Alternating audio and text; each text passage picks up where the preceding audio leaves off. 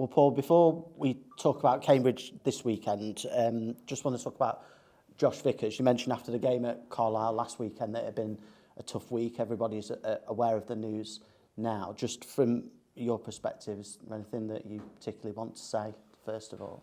Not really. I mean, obviously I will, but it's difficult. Like, I've just spent the last half an hour, 40 minutes with my coaches in my office with him and just seeing how he is. There's nothing we can say that's going to make it feel any better. He's a good kid, a really good kid. And it's weird with footballers, they get bad rap sometimes, you know, I understand that. But he definitely should not. So out of all the players I've ever worked with, he's probably the best pro I've ever had, in the fact that he signed here to compete with Joe. He hasn't won the shirt yet off Joe. Joe's done brilliantly, and long may that continue, by the way. But you don't get an ounce of problems with Josh. He just trains really hard every day and he's ready. He was obviously going to play in that game on Tuesday night, which would give him an opportunity to fight for the shirt. So it's just really sad that anything like this is sad, obviously. But for anyone who knows Josh, he's one unique character. You know, I try to, because I know my role at this football club, it's hard as a manager to text one of your players when something like that's happened, because they feel like they've got a text back because it's the manager's text. I don't want that relationship with my players, but I understand, unfortunately, I have that. So obviously I was there when he left the stadium, and it absolutely broke us seeing him broken in my office.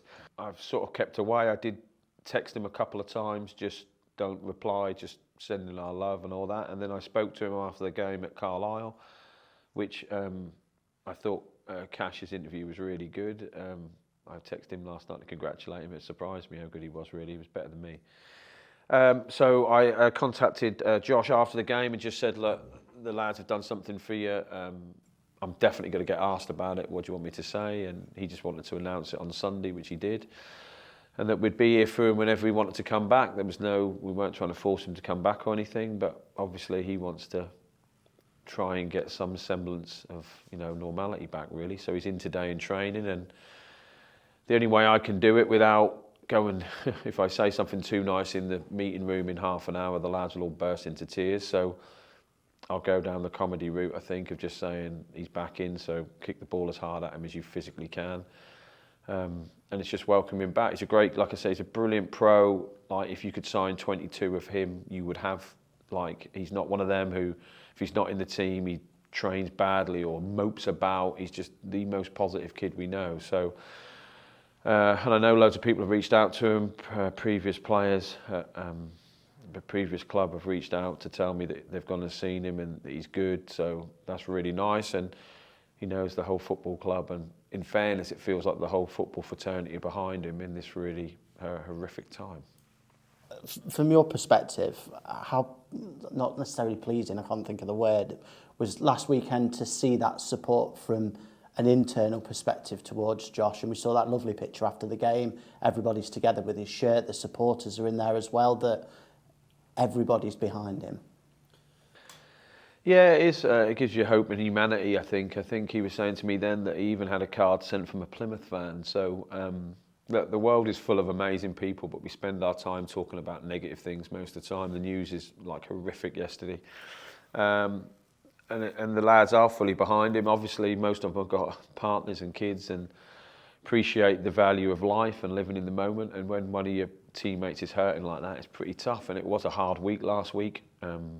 You know, I'm not saying it's an easy week this week. It will be tough for the lads this week. So, but it was touching. It was a really nice photo, as you well know. It's on our win wall, and it will be something we'll probably take with us for the rest of the season. But I like the fact that the lads felt like they were played for him. I know we didn't play amazing. I'm not saying that, but they were committed. They were, you know, and they were proud to feel like. And we discussed Josh after the game in the dressing room afterwards, and I thanked them for their efforts. But it is a really sad time, and we're all here to help him through. Just moving on then, we spoke after the game at Carlisle about you've got a full week on the training ground with the players. I know we're speaking Thursday morning, but so far this week, have you had an encouraging week with the group? Yeah, a great week actually. I really enjoyed it. They trained really well Tuesday, trained Monday, They thought they were going to have Monday off. Obviously not. Didn't score off a set piece, and a penalty doesn't count before you tell me that. So we had some good videos with a Monday, a few individual meetings of things we need to improve on. As always, it's a constant thing. You're constantly revisiting things of improvement, and but it has been good on the training ground, and obviously having Birdie back out there is a boost as well. So yeah, really pleasing this week. You weren't necessarily blown away by the performance at Carlisle. You always talk about watching it back, and how did you feel watching it back? Was it better than you thought? Was it exactly the same? It wasn't any better. Not really. I'd like to pretend it was. It wasn't. And in fairness, it's just about winning games. Like I thought we had about 6 or 7 really good counter-attacks, which we should have done better with. So we've definitely shown the lads that this week. But we defended pretty resolutely, and limited a good side to 2 or 3 shots from distance. So I'm not saying it was horrific. I'm just saying it probably wasn't as controlled as I would like. But the sooner you get the second goal, the more controlled it is. The more options you've got then to change the team and change the personnel. But the second goal took so long to come. But in respect, I say that we didn't play well. Like every game you play, there's 11 lads trying to stop you. It's not like they're just laying down to get their bellies rubbed. So every game we play is difficult. So I'm pleased on the result. I'm pleased on the clean sheet. I'm pleased that the lads, got back-to-back wins and back-to-back clean sheets, and we go into Saturday's game with a real belief. You mentioned Max Bird. Then is he potentially going to be involved this weekend? Do you feel at the minute? Yeah, there's no potential about it. He'll definitely be involved. I miss Birdie. I just think he brings a control on the ball and a real energy, and he started the season really well. I thought him and Tomo were probably our 2 standout players, so they've been a big miss. So it's great to have Birdie back. I've even sent him text messages of 1 sleep left and things like that, and happy Birdie Eve and things like that before he came back, because he'd been out quite a while.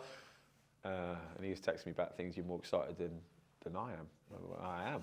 I literally am. Who doesn't want their best players back? It's an absolute no-brainer. So to have Birdie back's good, and I know Wardy's not far off. Tomo's a little bit further behind, but looking forward to getting him back. Connor shouldn't be out too much longer either. Elliot Embleton missed the game at Carlisle last weekend. Have you had the results back on him? Yes, as bad as it can get for Elliot Blessing. Horrendous news. He took a set piece at the end of the session. It was a light session on Friday, and he's got severe damage to his quad. So it looks like it's going to need surgical repair. So he will be out for months.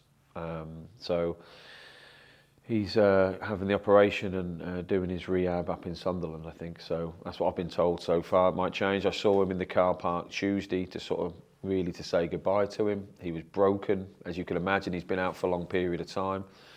And then to have this, I mean, he's just looked like I know it's easy for me to say, but on Thursday and Friday he was going past people and shooting from outside the box, exactly what we brought him in for. But I feel for the kid. I feel for the football club, obviously, but I feel for the kid because I know how hard it is to come back from long-term injuries, and it's quite prevalent to get a secondary injury. But Sunderland had done really well, built him up slowly as we had. We hadn't, put 90 minutes into him. The training data was perfect, so it was a shock to us all, and it's a huge blow for Elliot. So I'm really sad on that.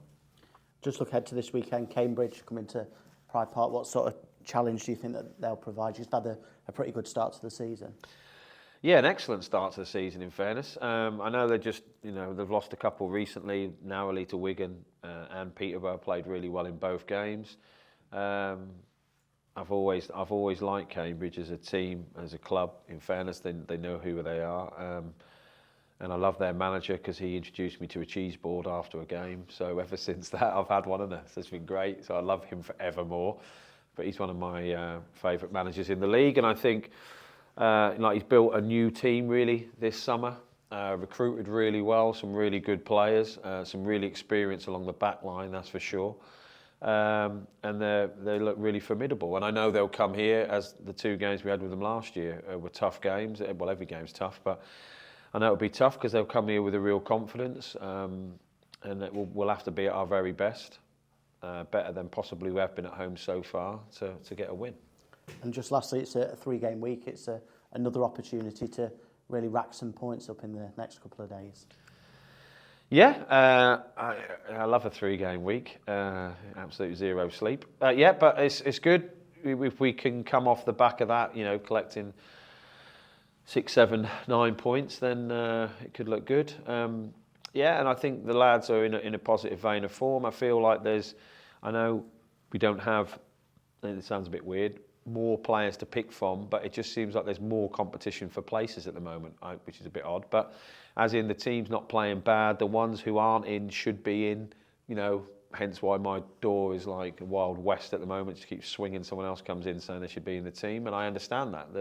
We've got some really good players now in good form. So look forward to watching them perform again over these next few games, hopefully come through injury-free, and we should be in a much healthier place and hopefully pushing higher up the league.